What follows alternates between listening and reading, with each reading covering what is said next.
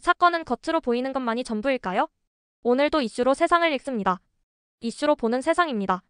주호민 아들 학대 논란, 무죄 판결과 함께 드러난 교사들의 고통. 웹툰 작가 주호민 씨의 아들이 다니던 경기도의 한 초등학교 특수학급. 아이의 불안 증세를 눈치챈 아내는 외투에 녹음기를 숨겨보냈고 녹음엔 교사의 거친 말투가 담겨 있었습니다. 버릇이 고약하다. 너 정말 싫어와 같은 말이 알려지자 주 씨는 아동학대 혐의로 특수교사를 고소했습니다. 이 사건은 이듬해 언론에 보도되며 걷잡을 수 없는 파장을 일으켰고 교사는 1심에서 벌금형 선고유예를 받았습니다. 그러나 2025년 5월 항소심은 이 모든 혐의를 뒤집고 교사에게 무죄를 선고했습니다. 결국 2년 가까운 시간 동안 교사는 죄인 취급을 받았고 교육 현장은 또 한 번 침묵하게 됐습니다. 표면적으로는 아동 보호였지만 본질은 감정에 기댄 사적 보복이었습니다. 주호민 씨는 아이가 불안해 보인다는 이유 하나로 몰래 녹음을 감행했고 교사의 훈육성 발언 일부를 아동학대로 낙인 찍었습니다. 하지만 교육 현장의 맥락은 무시됐습니다. 특수학급, 그것도 자폐 스펙트럼 아동을 교육하는 공간에서 교사들은 언제나 감정의 끝자락에 서 있는 사람들입니다. 엄격한 지도가 필요할 수도, 감정을 억누르기 어려울 수도 있는 공간. 그 일상의 한 조각이 단편적으로 녹음돼 정서적 학대라는 이름으로 포장된 것입니다. 우리는 과연 그 말들을 교사의 폭력으로만 보아야 할까요? 이번 사건은 단지 한 교사의 문제가 아니었습니다. 이 사건 이후 수많은 교사들이 말했습니다. 수업 중에도 녹음당할 수 있다.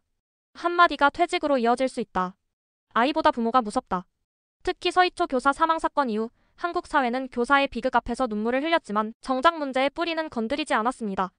교사의 훈육은 위협으로 오해받고 학부모의 분노는 권리로 둔갑하며 학교는 중재자가 아니라 회피자로 전락한 현실. 이번 주호민 사건은 그 파국의 축소판입니다. 교육 현장이 교사에게 신뢰보다 감시를 먼저 건넬 때 그 공간은 배움의 터전이 아닌 감정의 감옥이 됩니다.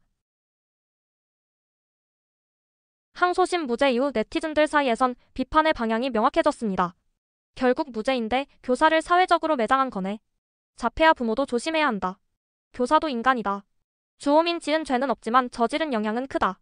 한편 일부는 여전히 교사는 더 조심했어야 한다며 신중론을 펼치기도 했지만 대체로 여론은 공적 책임 없는 사적 분노의 위험성을 지적했습니다. 공인이자 부모인 사람의 행동이 교사 한 사람의 인생을 망가뜨렸다는 비판은 무겁게 들립니다. 이 모든 과정에서 정작 잊힌 존재는 아이입니다. 아이의 불안 증세가 교사 때문이었는지 환경 때문이었는지 아무도 진지하게 묻지 않았습니다. 아이는 사건의 명분이었을 뿐 누구도 그의 회복이나 적응을 논의하지 않았습니다. 그리고 교사는 무죄를 받았지만 이미 사회적으로 학대 교사라는 낙인이 찍혔습니다. 이것이 과연 정의인가요? 아니면 감정의 정의 흉내를 낸 집단 린치였을까요? 정의는 저울이어야지 칼이어선 안 된다.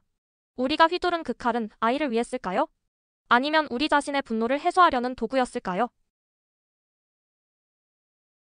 이번 판결은 단지 한 교사의 명예회복이 아닙니다.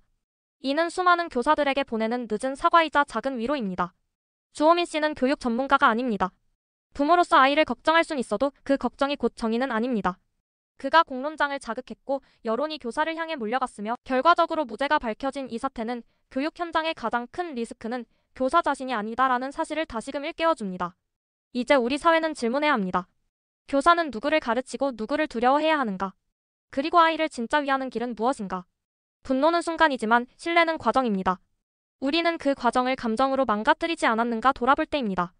우리가 지나쳤던 본질, 지금 돌아봐야 할 문제. 이슈로 보는 세상 다음 이야기에서 뵙겠습니다.